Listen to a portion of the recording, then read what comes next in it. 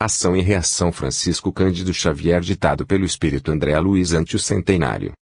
A 18 de abril de 1957, a codificação kardeciana, sob a égide do Cristo de Deus, celebrará o seu primeiro centenário de valiosos serviços à humanidade terrestre. Um século de trabalho, de renovação e de luz. Para contribuir nas homenagens ao memorável acontecimento, grafou André Luiz as páginas deste livro.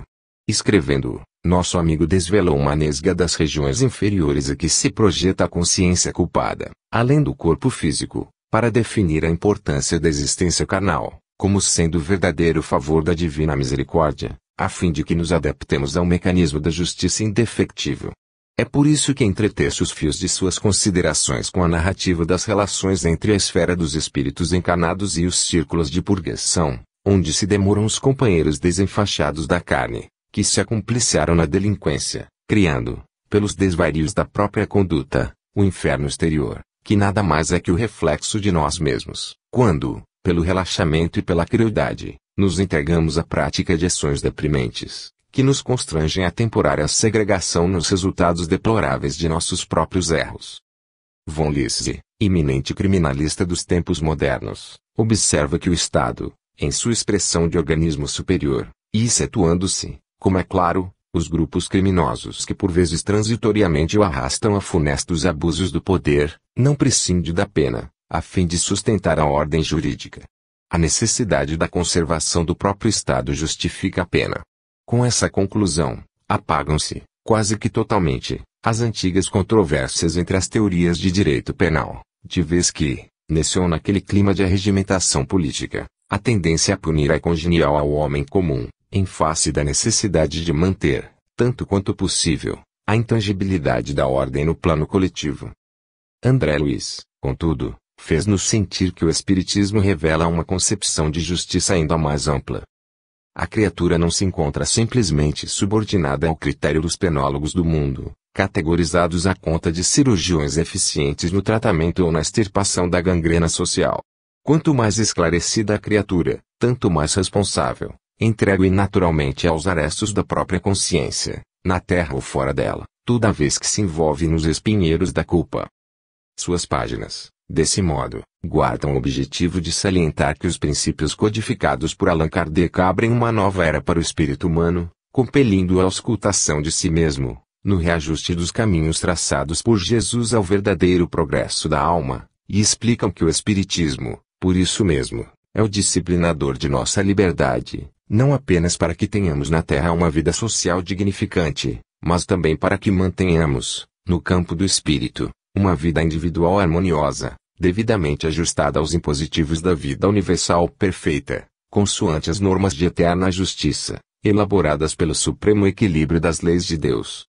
Eis porque, apresentando-as ao leitor amigo, reconhecemos nos postulados que abraçamos não somente um santuário de consolações sublimes, mas também um templo de responsabilidades definidas, para considerar que a reencarnação é um estágio sagrado de recapitulação das nossas experiências e que a doutrina espírita, revivendo o Evangelho do Senhor, é facho resplendente na estrada evolutiva, ajudando-nos a regenerar o próprio destino, para a edificação da felicidade real.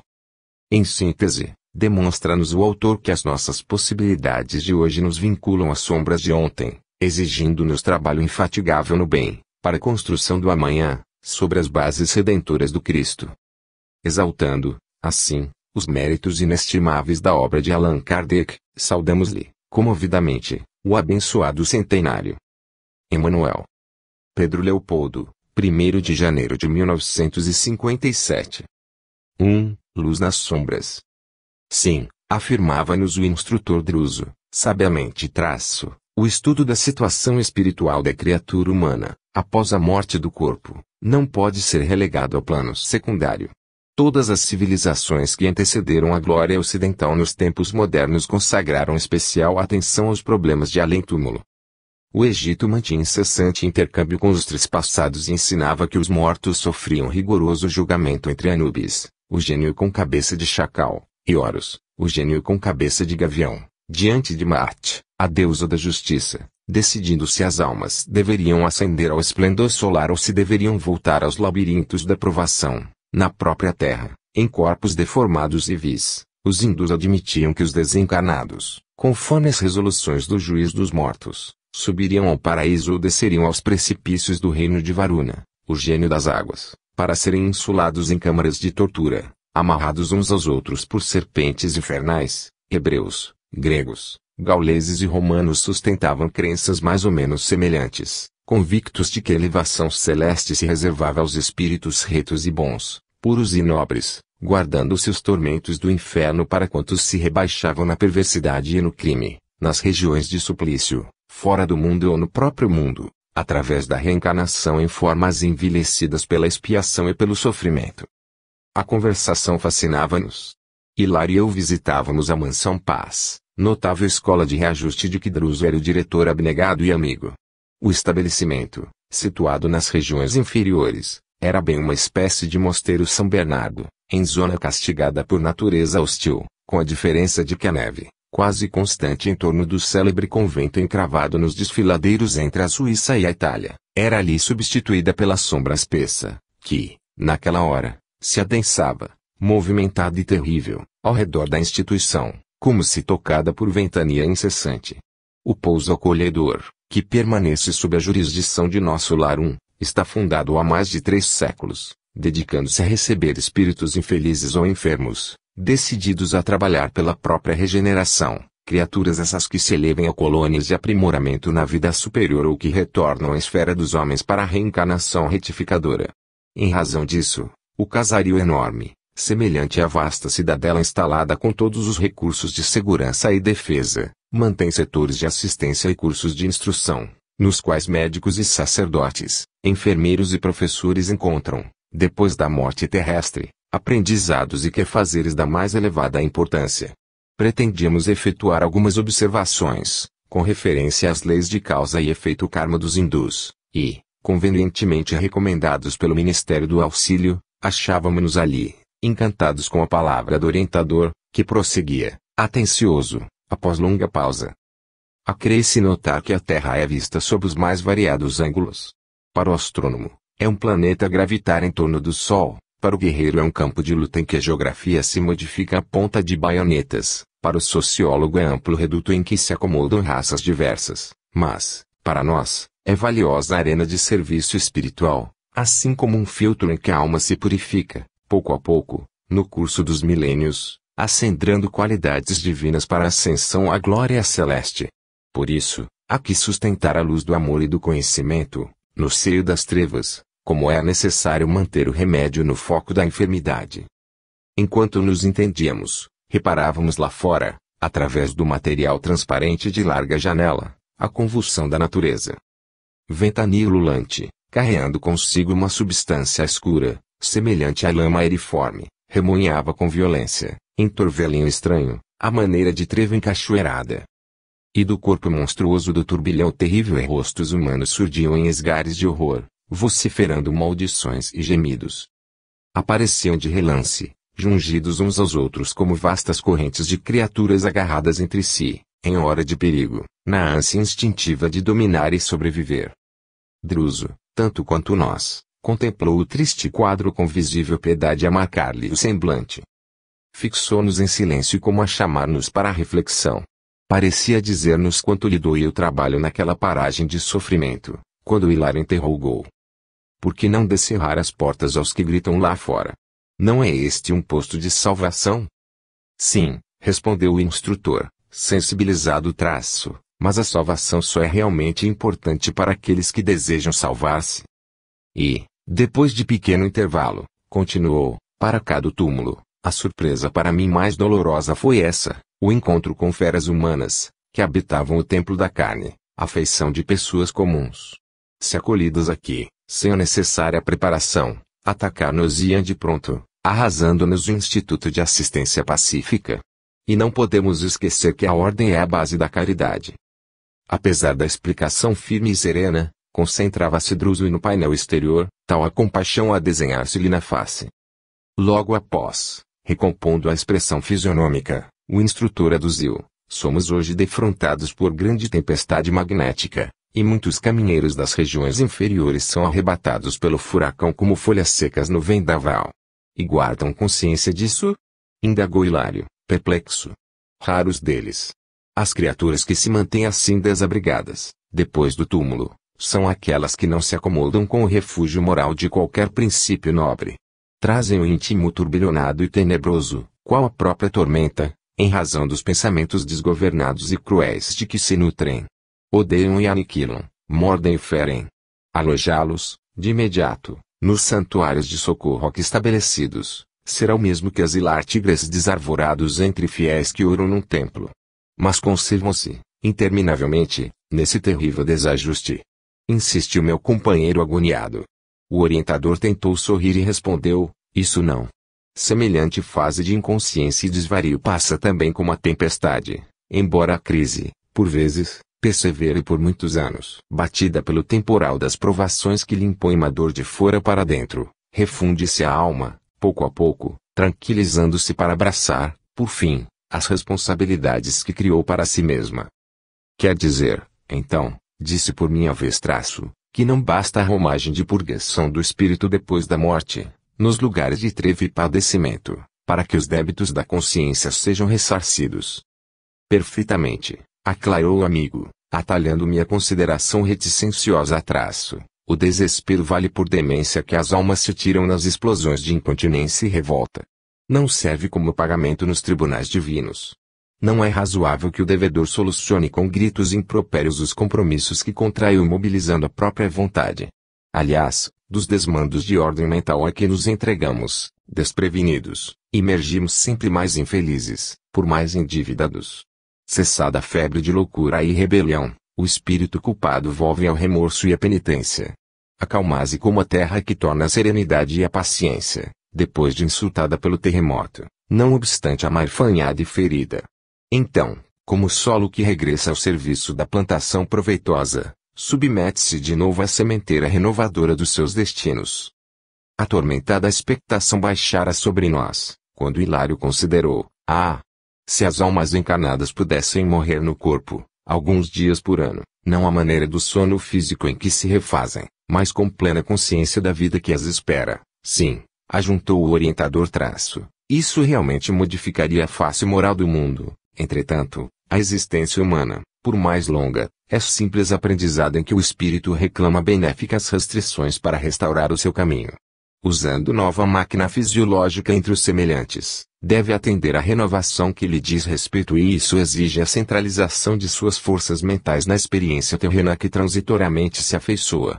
A palavra fluente e sábia do instrutor era para nós motivo de singular encantamento, e, porque me supunha no dever de aproveitar os minutos, ponderava em silêncio, de mim para comigo, quanto à qualidade das almas desencarnadas que sofriam a pressão da tormenta exterior.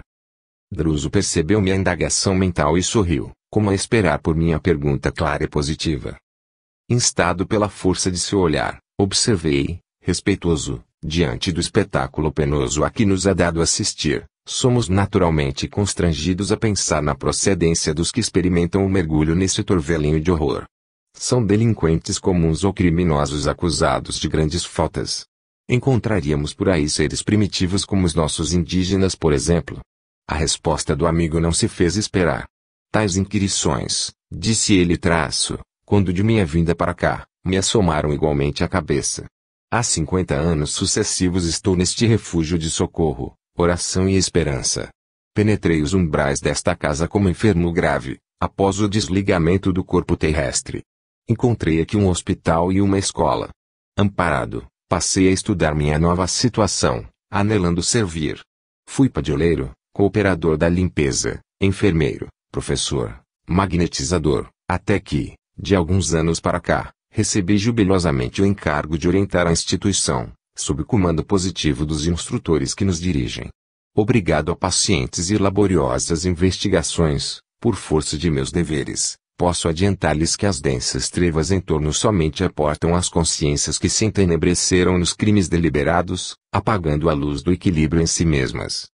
Nestas regiões inferiores não transitam as almas simples, em qualquer aflição purgativa, situadas que se encontram nos erros naturais das experiências primárias. Cada ser está jungido, por impositivos da atração magnética, ao círculo de evolução que lhe é próprio. Os selvagens, em grande maioria, até que se lhes desenvolva o mundo mental, vivem quase sempre confinados à floresta que lhes resume os interesses e os sonhos, retirando-se vagarosamente do seu campo tribal, sob a direção dos espíritos benevolentes e sábios que os assistem, e as almas notoriamente primitivas, em grande parte, caminham ao influxo dos gênios beneméritos que as sustentam e inspiram, laborando com sacrifício nas bases da instituição social e aproveitando os erros, filhos das boas intenções, à maneira de ensinamentos preciosos que garantem a educação dessas almas. Asseguro-lhes, assim, que, nas zonas infernais propriamente ditas, apenas residem aquelas mentes que, conhecendo as responsabilidades morais que lhes competiam, delas se ausentaram, deliberadamente, com o louco propósito de ludibriarem o próprio Deus. O inferno, a rigor, pode ser, desse modo, definido como vasto campo de desequilíbrio, estabelecido pela maldade calculada, nascido da cegueira voluntária e da perversidade completa. Aí vivem domiciliados, às vezes por séculos, espíritos que se bestializaram, fixos que se acham na crueldade e no egocentrismo. Constituindo, porém, larga província vibratória, em conexão com a humanidade terrestre, de vez que todos os padecimentos infernais são criações dela mesma, estes lugares tristes funcionam como crivos necessários para todos os espíritos que escorregam nas deserções de ordem geral, menosprezando as responsabilidades que o Senhor lhes outorga. Dessa forma, todas as almas já investidas no conhecimento da verdade e da justiça e por isso mesmo responsáveis pela edificação do bem, e que, na terra, resvalam nesse ou naquele delito, desatentas para com o dever nobilitante que o mundo lhes assinala, depois da morte do corpo estagiam nestes sítios por dias, meses ou anos, reconsiderando as suas atitudes, antes da reencarnação que lhes compete abraçar, para o reajustamento tão breve quanto possível. Desse modo, dispunha-se Hilaro a ensaiar conclusões, mas Druso, aprendendo-lhe a ideia, atalhou, sintetizando, desse modo, os gênios infernais que supõem governar esta região, com poder infalível, aqui vivem por tempo indeterminado. As criaturas perversas que com eles se afinam, embora lhes padeçam a dominação, aqui se deixam prender por largos anos. E as almas transviadas na delinquência e no vício, com possibilidades de próxima recuperação, aqui permanecem em estágios ligeiros ou regulares, aprendendo que o preço das paixões é demasiado terrível. Para as criaturas desencarnadas desse último tipo, que passam a sofrer o arrependimento e o remorso, a dilaceração e a dor, apesar de não totalmente livres das complexidades escuras com que se arrojaram às trevas, as casas de fraternidade e assistência como esta funcionam, ativas e diligentes, acolhendo-as quanto possível e habilitando-as para o retorno às experiências de natureza expiatória na carne. Lembrava-me do tempo em que perlustrara, por minha vez, semiconsciente e conturbado, os trilhos da sombra, quando de meu desligamento do veículo físico, confrontando meus próprios estados mentais do passado e do presente, quando o orientador prosseguiu. Segundo é fácil reconhecer, se a treva e a moldura que imprime destaque à luz, o inferno, como região de sofrimento e desarmonia, é perfeitamente cabível, representando um estabelecimento justo de filtragem do espírito, a caminho da vida superior. Todos os lugares infernais surgem, vivem e desaparecem com a aprovação do Senhor, que tolera semelhantes criações das almas humanas, como um pai que suporta as chagas adquiridas pelos seus filhos e que se vale delas para ajudá-los a valorizar a saúde. As inteligências consagradas à rebeldia e à criminalidade, em razão disso, não obstante admitirem que trabalham para si, permanecem a serviço do Senhor, que corrige o mal com o próprio mal. Por esse motivo, tudo na vida é movimentação para a vitória do bem supremo. Druso ia prosseguir, mas invisível campainha vibrou no ar e, mostrando-se alertado pela imposição das horas, levantou-se e disse-nos simplesmente: Amigos, chegou o instante de nossa conversação com os internados que já se revelam pacificados e lúcidos. Dedicamos algumas horas, 2 vezes por semana, a semelhante mister. Erguemo-nos sem divergir e acompanhamo-lo, prestamente. 2. Comentários do instrutor. O recinto a que demandáramos era confortável e amplo, mas a expressiva assembleia que o lotava era, em grande parte, desagradável e triste. Ao clarão de vários lampadários, podíamos observar, do largo estrado em que nos instaláramos com o orientador, os semblantes disformes que, em maioria, ali se congregavam. Aqui e ali se acomodavam assistentes e enfermeiros, cuja posição espiritual era facilmente distinguível pela presença simpática com que encorajavam os sofredores. Calculei em 200, aproximadamente, o número de enfermos que à nossa frente se reuniam. Mais de 2/3 apresentavam deformidades fisionômicas. Quem terá visitado um sanatório de moléstias da pele, analisando em conjunto os doentes mais graves, poderá imaginar o que fosse aquele agregado de almas silenciosas e dificilmente reconhecíveis. Notando a quase completa quietude ambiente, indaguei de Druso quanto à tempestade que se contorcia lá fora, informando-me o generoso amigo que nos achávamos em salão interior da cidadela, exteriormente revestido de abafadores de som. Integrando a equipe dirigente, Hilário e eu passamos a conhecer companheiros agradáveis e distintos, os assistentes Silas e Honório e a irmã Celestina, 3 dos mais destacados assessores na condução daquela morada socorrista.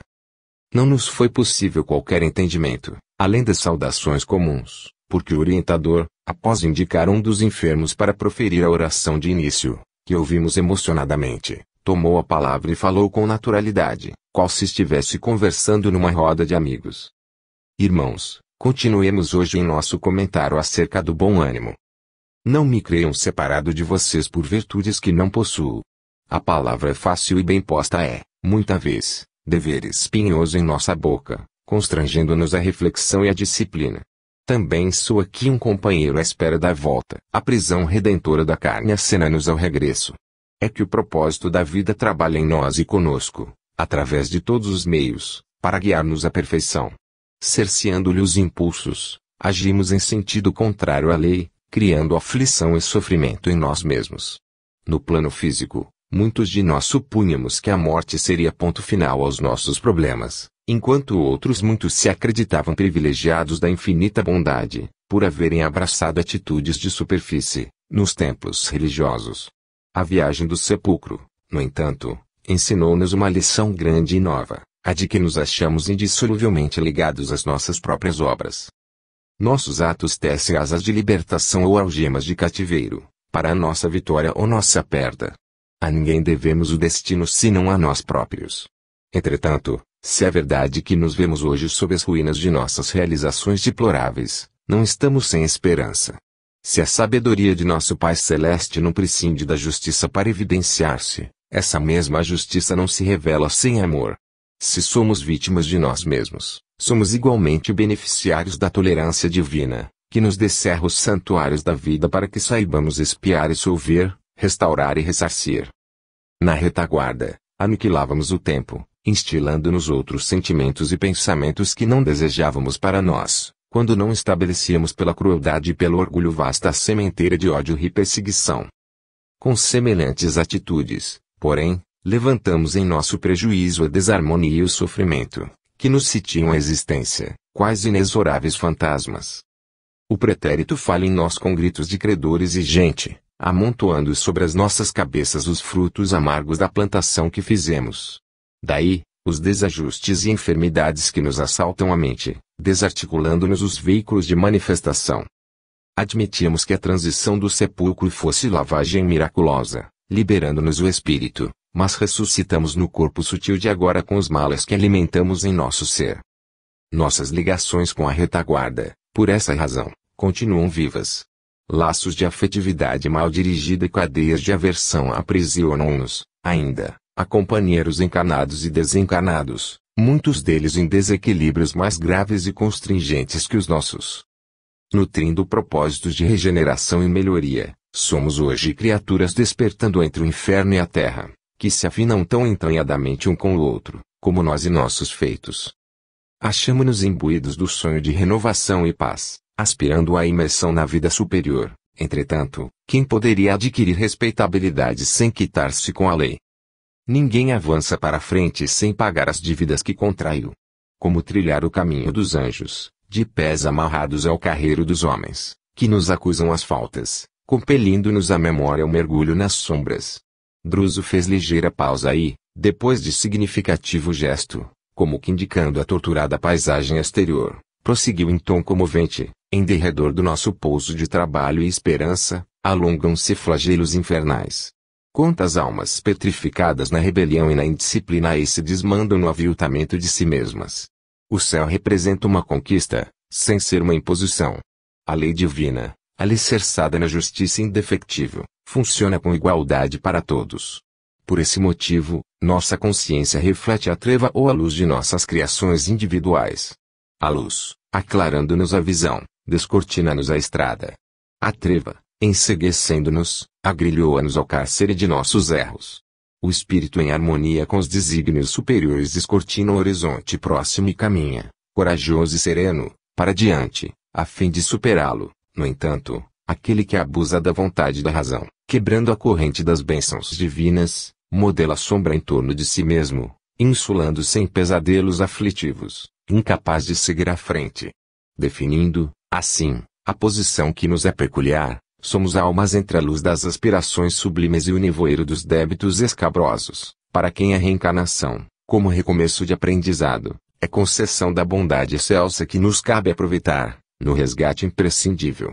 Em verdade, por muito tempo ainda sofreremos os efeitos das ligações com os nossos cúmplices e associados de intemperança e desregramento, mas, dispondo de novas oportunidades de trabalho no campo físico, é possível refazer o destino, solvendo escuros compromissos, e, sobretudo, promovendo novas sementeiras de afeição e dignidade, esclarecimento e ascensão.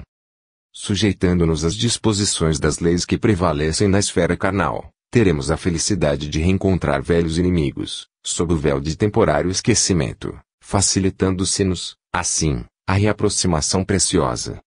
Dependerá, desse modo, de nós mesmos, convertê-los em amigos e companheiros, de vez que, padecendo-lhes incompreensão e antipatia, com humildade e amor, sublimaremos nossos sentimentos e pensamentos, plasmando novos valores de vida eterna em nossas almas. Ante a pausa que o instrutor imprimiu às suas considerações, voltei-me para a assembleia que o escutava, suspensa nas flamas de elevada meditação. Alguns dos enfermos ali enfileirados tinham lágrimas nos olhos, enquanto outros mostravam semblante estático dos que se conservam entre o consolo e a esperança. Druso, que também sentiu o efeito das suas palavras nos ouvintes reconfortados, continuou. Somos espíritos endividados, com a obrigação de dar tudo, em favor da nossa renovação. Comecemos a articular ideias redentoras e edificantes, desde agora, favorecendo a reconstrução do nosso futuro. Disponhamo-nos a desculpar os que nos ofenderam, com o sincero propósito de rogar perdão às nossas vítimas. Cultivando a oração com serviço ao próximo, reconheçamos na dificuldade o gênio bom que nos auxilia, a desafiar-nos ao maior esforço.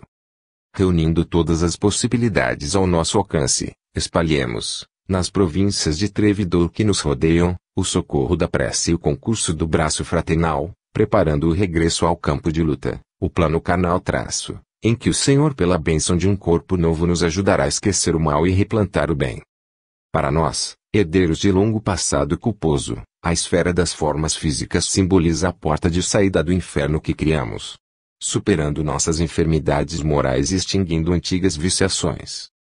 No triunfo sobre nós mesmos, acrisolaremos nossas qualidades de espírito, a fim de que, em nos elevando, possamos estender mãos amigas aos que jazem na lama do infortúnio.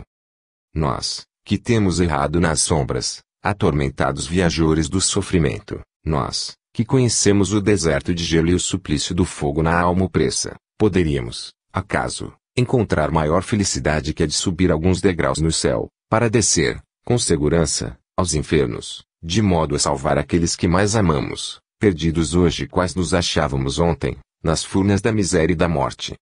Dezenas de circunstantes entreolhavam-se, admirados e felizes. A essa altura, mostrava-se o mentor nimbado de doce claridade a se lhe irradiar do tórax em cintilações opalinas.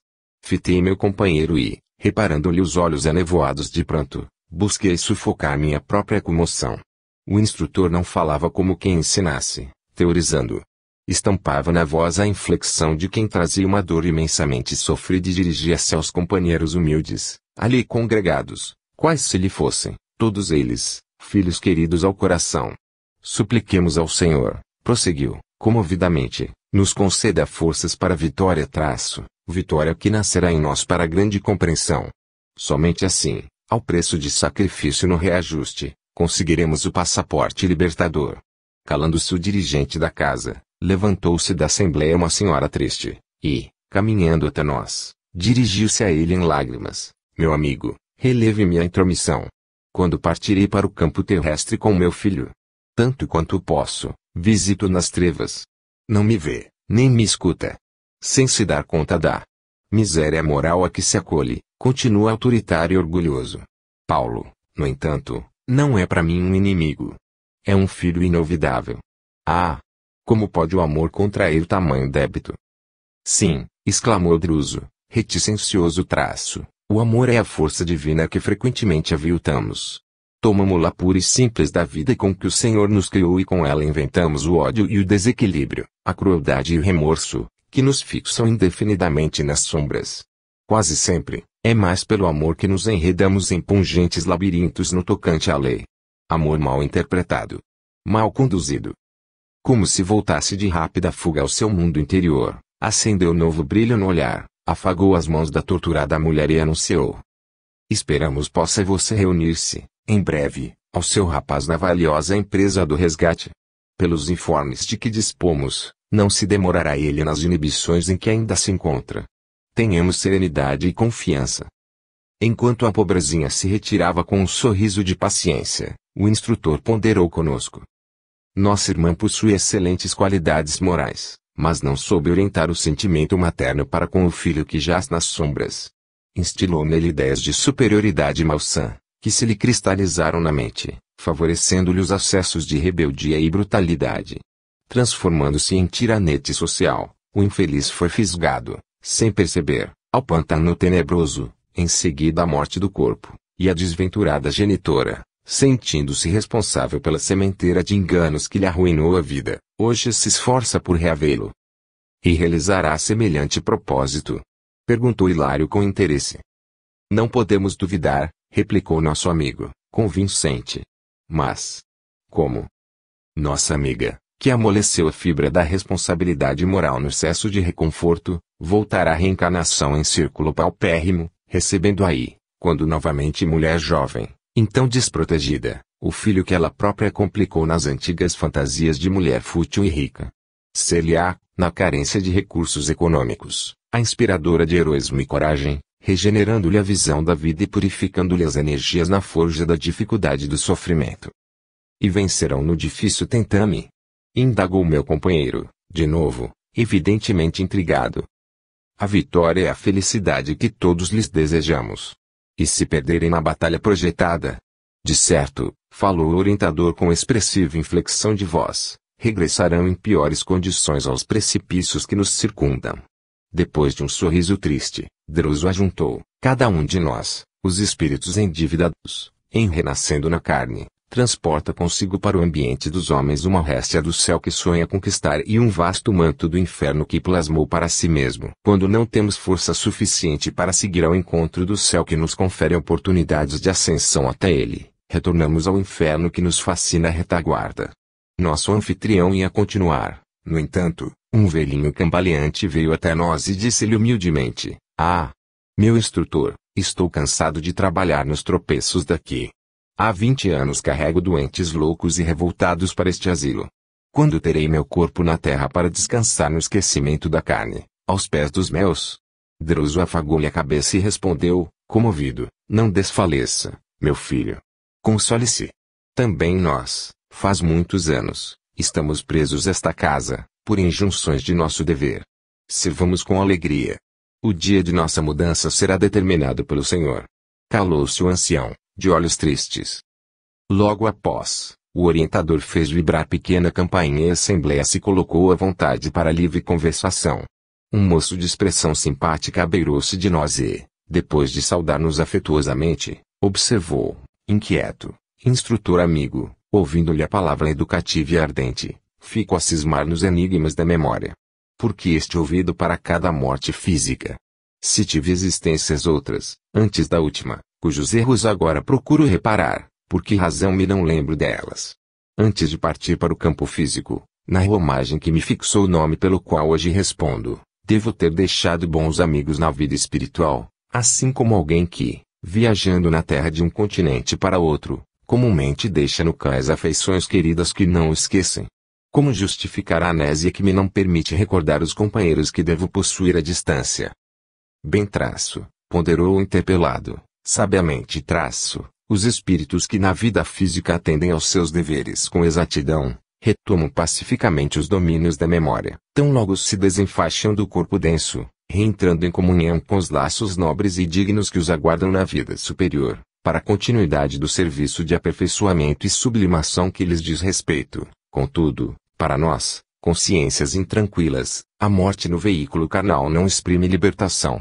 Perdemos o carro fisiológico, mas prosseguimos atados ao pelourinho invisível de nossas culpas, e a culpa, meu amigo, é sempre uma nesga de sombra eclipsando-nos a visão.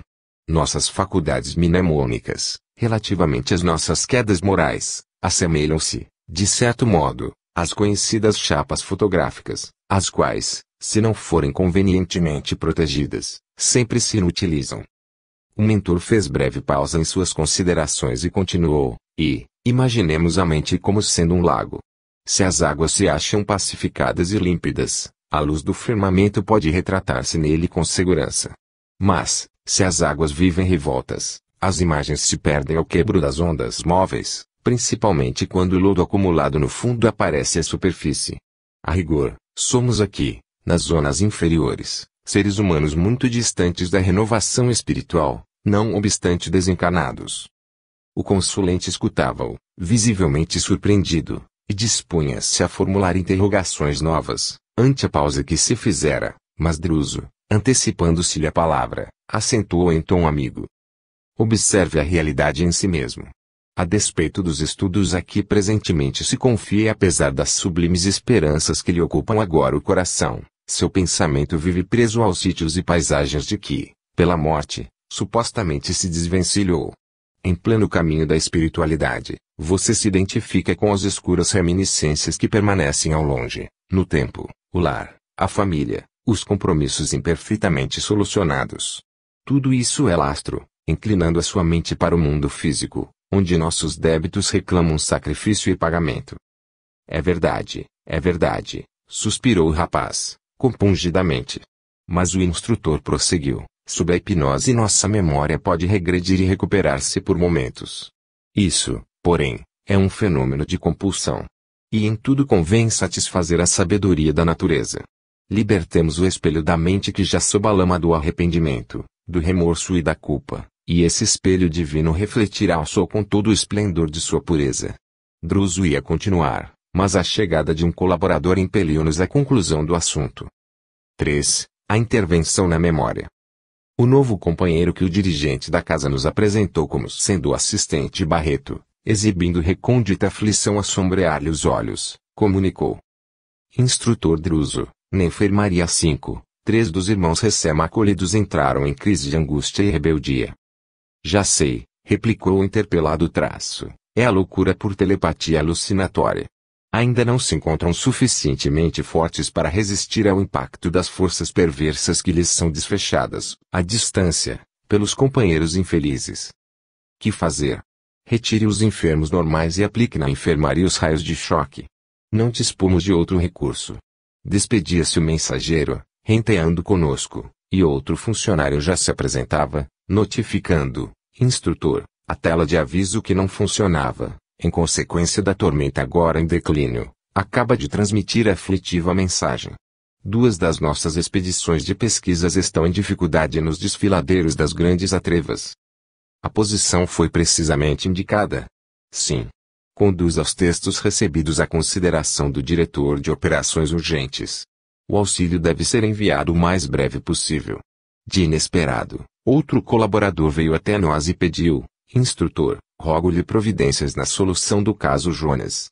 Recolhemos agora um recado de nossos irmãos, cientificando-nos de que a reencarnação dele talvez seja frustrada em definitivo. Pela primeira vez, notei que o dirigente da mansão mostrou intensa preocupação no olhar. Patenteando enorme surpresa, indagou do emissário, em que consiste o obstáculo. Cecina, a futura mãezinha, sentindo-lhe os fluidos grosseiros, negase a recebê-lo. Estamos presenciando a 4ª tentativa de aborto, no 3º mês de gestação, e vimos fazendo o que é possível por mantê-la na dignidade maternal. Druso esboçou no semblante um sinal de serena firmeza e acentuou: é inútil.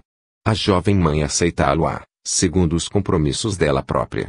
Além disso, precisamos da internação de Jonas, no corpo físico, pelo menos durante 7 anos terrestres. Tragam Cecina até aqui, ainda hoje, logo se entregue ao sono natural, para que possamos auxiliá-la com a necessária intervenção magnética. Outros elementos de serviço vinham chegando e, faminto de esclarecimentos, qual me achava, procurei um recanto próximo, em companhia do assistente Silas, a quem crivei de indagações em tom discreto, de modo a não perturbar o recinto. Quem eram aqueles funcionários? Seria justo que o diretor da casa fosse molestado, assim, com tantas consultas, quando os trabalhos de administração poderiam ser compreensivelmente subdivididos? O amigo deu-se pressa em elucidar-me, informando que os mensageiros não eram simples tarefeiros, mas condutores de serviço em subchefias determinadas, todos eles assistentes e assessores, cultos e dignos, com enormes responsabilidades, e que somente demandavam a presença de Druso depois de movimentarem todas as providências cabíveis no âmbito da autoridade a eles inerente. O problema não era, pois, de centralização, mas de luta intensiva. E aquele caso de reencarnação pendente? Ousei perguntar, respeitoso. A casa podia opinar com segurança na solução de semelhante assunto. O interpelado sorriu, benevolente, e respondeu: para que me faça compreendido, convém esclarecer que, se existem reencarnações ligadas aos planos superiores, temos aquelas que se enraizam diretamente nos planos inferiores. Se a penitenciária vigora entre os homens, em função da criminalidade corrente no mundo, o inferno existe, na espiritualidade, em função da culpa nas consciências. E assim como já podemos contar na esfera carnal com uma justiça sinceramente interessada em auxiliar os delinquentes na recuperação, através do livramento condicional e das prisões-escolas, organizadas pelas próprias autoridades que dirigem os tribunais humanos em nome das leis, aqui também os representantes do amor divino podem mobilizar recursos de misericórdia, beneficiando espíritos devedores, desde que se mostrem dignos do socorro que lhes abrevia o resgate e a regeneração. Quer dizer, exclamei, que, em boa lógica terrena, e utilizando-me de uma linguagem de que usaria um homem na experiência física, há reencarnações em perfeita conexão com os planos infernais, sim. Como não? Valem como preciosas oportunidades de libertação dos círculos tenebrosos. E como tais renascimentos na carne não possuem senão característicos de trabalho expiatório, em muitas ocasiões são empreendimentos planejados e executados daqui mesmo, por benfeitores credenciados para agir e ajudar em nome do Senhor. E, nesses casos, aduzi traço, o instrutor Druso dispõe da necessária delegação de competência para resolver os problemas dessa espécie. Nosso dirigente, falou o amigo prestimoso traço, como é razoável, não goza de faculdades ilimitadas e esta instituição é suficientemente ampla para absorver-lhe os maiores cuidados. Entretanto, nos processos reencarnatórios, funciona como autoridade intermediária. De que modo? 2 vezes por semana reunimos-nos no cenáculo da mansão e os mensageiros da luz, por instrumentos adequados, deliberam quanto ao assunto, apreciando os processos que a nossa casa lhes apresenta. Mensageiros da luz? Sim, são prepostos das inteligências angélicas que não perdem de vista as plagas infernais, porque, ainda que os gênios da sombra não o admitam, as forças do céu velam pelo inferno que, a rigor, existe para controlar o trabalho regenerativo na terra. E, sorrindo, assim como o doente exige remédio, reclamamos a purgação espiritual, a fim de que nos habilitemos para a vida nas esferas superiores. O inferno para a alma que o erigiu em si mesma é aquilo que a forja constitui para o metal, ali ele se apura e se modela convenientemente. O companheiro ia continuar, mas estranho ruído nos tomou a atenção, ao mesmo tempo que um emissário varou uma das portas, situada rente a nós, e, abeirando-se de Druso, anunciou: instrutor, depois de amainada a tormenta, voltou o assalto dos raios desintegrantes. O orientador esboçou um gesto de preocupação e recomendou: liguem as baterias de exaustão. Observaremos a defensiva. Instalados na agulha de vigilância. Em seguida, convidou-nos a acompanhá-lo. Silas, Hilário e eu seguimos-lo sem hesitar. Atravessamos vastíssimos corredores e largos salões, em sentido ascendente, até que começamos a subir de maneira direta. O local conhecido por agulha de vigilância era uma torre, provida de escadaria helicoidal, algumas dezenas de metros acima do grande e complicado edifício. No topo, descansamos em pequeno gabinete, em cujo recinto interessantes aparelhos nos facultaram a contemplação da paisagem exterior. Assemelhavam-se a telescópios diminutos, que funcionavam como lançadores de raios que eliminavam o nevoeiro, permitindo-nos exata noção do ambiente constrangedor que nos cercava, povoado de criaturas agressivas e exóticas, que fugiam, espavoridas, ante vasto grupo de entidades que manobravam curiosas máquinas à guima de canhonetes. Estaremos assediados por um exército atacante? Perguntei, intrigado. Isso mesmo, confirmou Druso, calmamente. Esses ataques, porém, são comuns. Com semelhante invasão, pretendem nossos irmãos infelizes deslocar nossa casa e levar-nos à inércia, a fim de senhorearem a região. E aquelas equipagens? Que vem a ser? Enunciou meu companheiro, assombrado. Podemos defini-las como canhões de bombardeio eletrônico, informou o orientador.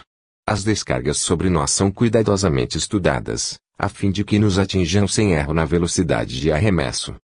E se nos alcançassem? Perguntou meu colega. De certo provocariam aqui fenômenos de desintegração, suscetíveis de conduzir-nos à ruína total, sem nos referirmos às perturbações que estabeleceriam em nossos irmãos doentes, ainda incapazes de qualquer esforço para a emigração, porque os raios desfechados contra nós contêm princípios de flagelação, que provocam as piores crises de pavor e loucura. Não longe de nós, ruído soturno vibrava na atmosfera.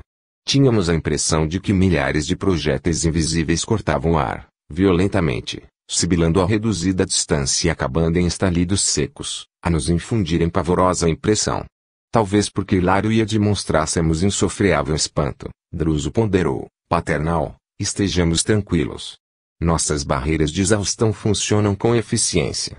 E designam-nos ao olhar assustadiço longa muralha, constituída por milhares de hastes metálicas, cercando a cidadela em toda a extensão, qual se fosse larga série de para-raios habilmente dispostos. Em todos os lances do flanco atacado, surgiam faíscas elétricas, a fulgurarem nos pontos de contacto, atraídas pelas pontas a prumo. O espetáculo, em sua beleza terrível, caracterizava-se, a olho nu, pela cintilação dos contrastes, entre a sombra imensa e a luz relampagueante. Os conflitos aqui são incessantes, disse-nos o orientador com dignidade serena. No entanto, temos aprendido nesta mansão que a paz não é conquista da inércia, mas sim fruto do equilíbrio entre a fé no poder divino e a confiança em nós mesmos, no serviço pela vitória do bem. Nesse instante, porém, um servidor da casa penetrou no recinto e disse: Instrutor Druso, conforme as recomendações ouvidas, o doente recolhido na noite passada foi instalado no gabinete de socorro magnético, aguardando-lhe a intervenção. Conseguiu dizer algo? Não. Continua apenas com os gemidos periódicos.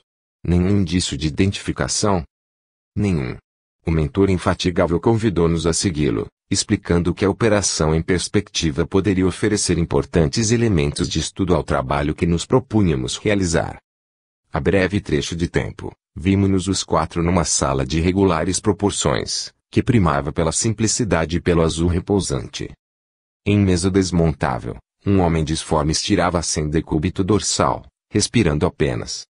Para referir-nos com franqueza à criatura sob nossos olhos, cabe-nos afirmar que o aspecto do infeliz chegava a ser repelente, apesar dos cuidados de que já fora objeto.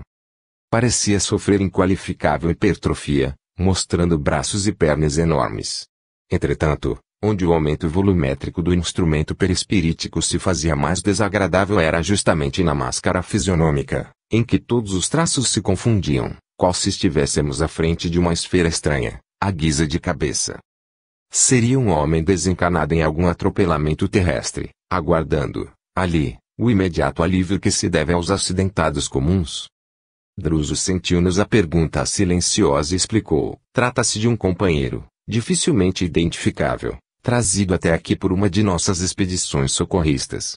Mas terá sido recentemente liberto do mundo físico? Indagou meu colega, tanto quanto eu, dolorosamente impressionado.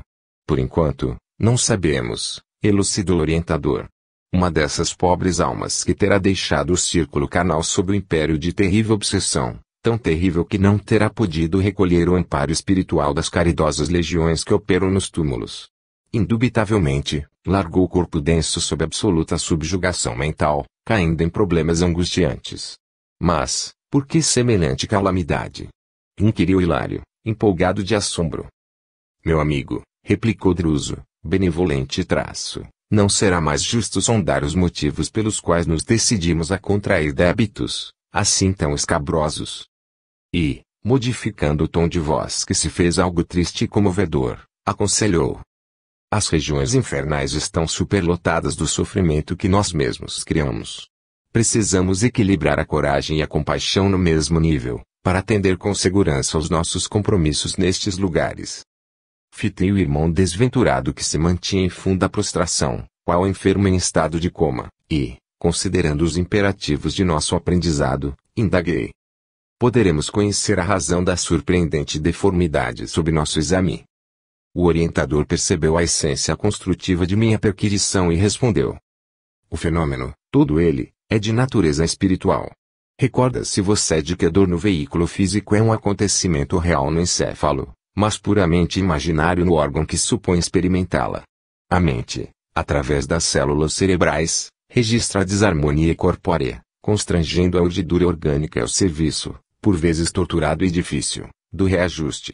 Aqui, também, o aspecto anormal, até monstruoso, resulta dos desequilíbrios dominantes na mente que, viciada por certas impressões ou vulcanizada pelo sofrimento, perde temporariamente o governo da forma, permitindo que os delicados tecidos do corpo perispirítico se perturbem, tumultuados, em condições anormais. Em tal situação, a alma pode cair sob o cativeiro de inteligências perversas e daí procedem as ocorrências deploráveis pelas quais se despenha em transitória animalização por efeito hipnótico. Notei, contudo, que o instrutor, compadecido, não desejava alongar entendimentos que se não reportassem ao socorro devido ao infortunado, e calei-me. Druso inclinou-se sobre ele com a ternura de alguém que auscultasse um irmão muito amado, e anunciou. Procuremos ouvi-lo. Incapaz de conter o assombro que me empolgava, inquiri, ele dorme. O mentor fez um gesto afirmativo, notificando, nosso desventurado amigo encontra-se sob terrível hipnose. Inegavelmente, foi conduzido a essa posição por adversários temíveis, que, de certo, para torturá-lo, fixaram-lhe a mente em alguma penosa recordação. Mas, insisti, emocionado, semelhante martírio poderia sobrevir, sem razão justa. Meu amigo, falou o orientador, expressivamente traço, com exceção do caminho glorioso das grandes almas, que elegem no sacrifício próprio apostolado de amor com que ajudam os companheiros da humanidade, não se ergue o espinheiro dos sofrimentos sem as raízes da culpa. Para atingir a miserabilidade em que se encontra, nosso irmão terá acumulado débitos sobremaneira escabrosos. Em seguida, contrariando-nos qualquer propósito de divagação, acentuou. Desintegremos as forças magnéticas que lhe constringem os centros vitais e ajudemos-lhe a memória, para que se liberte e fale.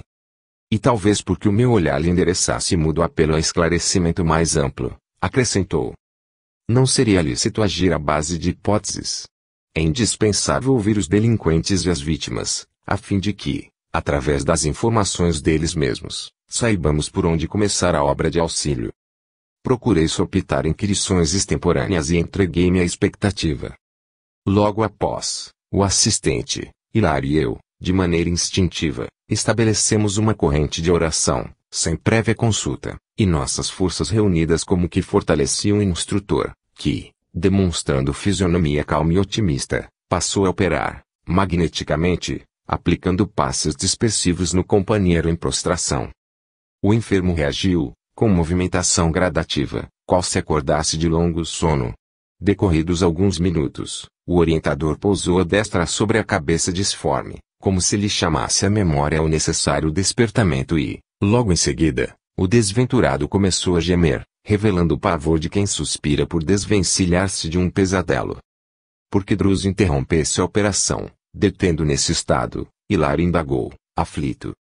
Deverá permanecer, então, assim, à beira da vigília, sem repossar-se de si mesmo. Não lhe convém o imediato retorno à realidade, esclareceu o mentor amigo. Poderia sofrer deplorável crise de loucura, com graves consequências.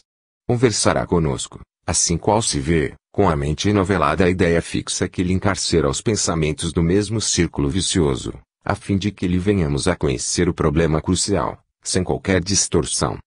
A palavra do orientador denotava grande experiência na psicologia dos espíritos vitimados nas trevas. Depois de nova intervenção do mentor sobre a glote, o infeliz descerrou as pálpebras e, mostrando os olhos esguezeados, começou a bramir. Socorro! Socorro! Sou culpado, culpado! Não posso mais! Perdão! Perdão! Dirigindo-se a Druso, e tomando de certo por magistrado, exclamou, Senhor juiz, senhor juiz! Até que enfim, posso falar. Deixem-me falar. O dirigente da mansão afagou-lhe a cabeça atormentada e replicou em tom amigo, diga o que deseja. O rosto do exilado cobriu-se de lágrimas, entremostrando a superexcitação dos sonâmbulos que transformam a própria fraqueza em energia inesperada, e começou a falar, compungidamente, sou Antônio Olímpio. O criminoso. Contarei tudo. Em verdade, pequei. Por isso é justo que eu sofra no inferno. O fogo tortura minha alma sem consumi-la. É o remorso, bem sei. Se eu soubesse, não teria cometido a falta. Entretanto, não pude resistir à ambição. Depois da morte de meu pai, vi-me obrigado a partilhar nossa grande fazenda com meus 2 irmãos mais novos, Clarindo e Leonel. Trazia, porém, a cabeça dominada de planos. Pretendia converter a propriedade que eu administrava em larga fonte de renda, contudo, a partilha me estorvava. Notei que os manos tinham ideias diferentes das minhas, e comecei a maquinar o projeto que acabei executando. Uma crise de soluços embargou-lhe a voz, mas Druso, amparando magneticamente, insistiu.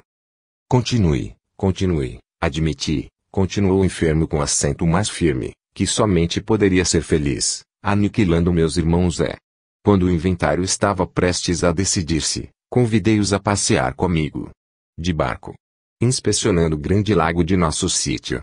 Antes, porém, dei-lhes a beber um licor entorpecente. Calculei o tempo que a droga reclamaria para um efeito seguro quando a nossa conversação ia acesa. Percebendo-lhes os sinais de fadiga, num gesto deliberado desequilibrei a embarcação, em conhecido trecho, onde as águas eram mais fundas. Ah! Que calamidade inesquecível! Ainda agora, escuto-lhes os brados arrepiantes de horror, implorando socorro. Mas, de nervos dormentes, há breves minutos, encontraram a morte. Nadei de consciência pesada, mas firme em meus alocados propósitos, abordando a praia e clamando por auxílio. Com atitudes estudadas, pintei um imaginário ocidente. Foi assim que me apossei da fazenda inteira, legando-a, mais tarde, a Luiz, o meu filho único. Fui um homem rico e tido por honesto.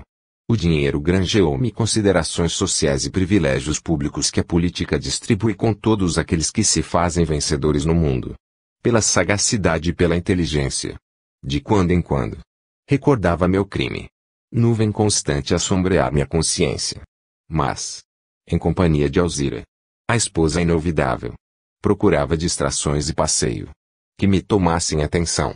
Nunca pude ser feliz. Quando meu filho se fez jovem, minha mulher adoeceu gravemente.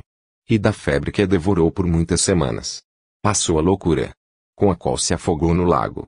Numa noite de horror, viúvo, perguntava a mim mesmo se não estava sendo joguete do fantasma de minhas vítimas. Entretanto, temia todas as referências em torno da morte, e busquei simplesmente gozar a fortuna que era bem minha. O infeliz entregou-se a larga pausa de repouso, diante de nossa expectativa, continuando, logo após. Ai de mim, porém. Tão logo cerrei os olhos físicos diante do sepulcro. Não me valeram as preces pagas, porque meus irmãos que eu supunha mortos, se fizeram visíveis à minha frente. Transformados em vingadores, ladearam meu túmulo. Atiraram meu crime em rosto. Cobriram-me de impropérios e flagelaram-me sem compaixão. Até que, talvez, cansados de me espancarem, conduziram-me à tenebrosa furna, onde fui reduzido no pesadelo em que me encontro. Em meu pensamento, Vejo apenas o barco no crepúsculo sinistro. Ouvindo os brados de minhas vítimas, que soluçam e gargalham estranhamente. Ai de mim! Estou preso à terrível embarcação, sem que me possa desvencilhar. Quem me fará dormir ou morrer? Como se o término da confusão lhe trouxesse algum descanso, arrojou-se o doente a enorme